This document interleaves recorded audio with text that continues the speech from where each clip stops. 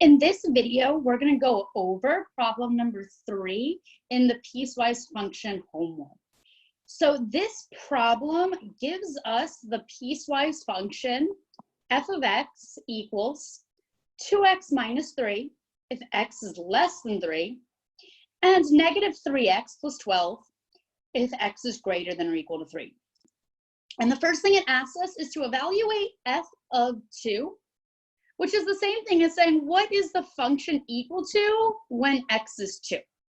So here are the steps for solving. First thing you need to do, and probably the biggest thing that we're adding to our prior knowledge, is to find which equation piece to use.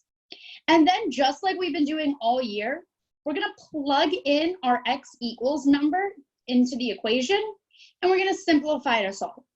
So we know here that x equals 2. So we need to look at our two domain intervals. Our first interval here is when x is less than 3. And our second interval is when x is greater than or equal to 3. So if I change the x there to 2, I get that either 2 is less than 3 or 2 is greater than or equal to 3.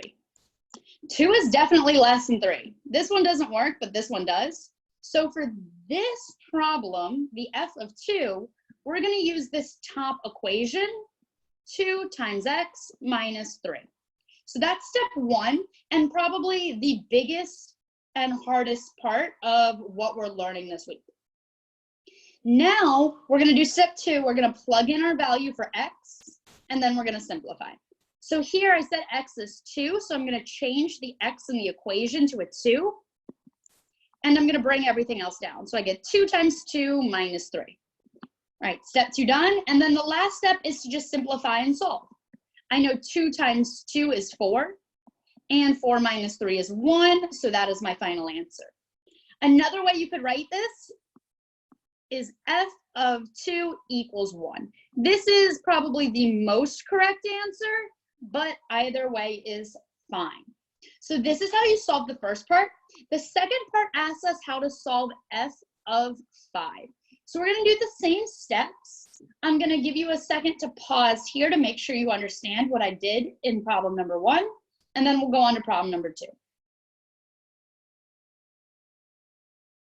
All right, so I'm going to erase this to make a little bit more room here. And I'm going to leave the steps up so that we can reference that. And problem number 2 is asking us to solve for f of 5. So again, this is when x equals 5. So my first step for solving is to find which piece of the equation to use. So I'm saying, is 5 less than 3, or is 5 greater than or equal to 3? So 5 is definitely greater than 3. It's not less than. So for this problem, we're going to use the bottom equation. And that is negative 3 times x plus 12. All right, so step 1 done. Step 2 is to plug in that value for x. So this x is going to become a 5. And I'm going to bring down everything else. So we have negative 3 times 5 plus 12. And that last step is to simplify to get the final answer. Negative 3 times 5, that equals negative 15.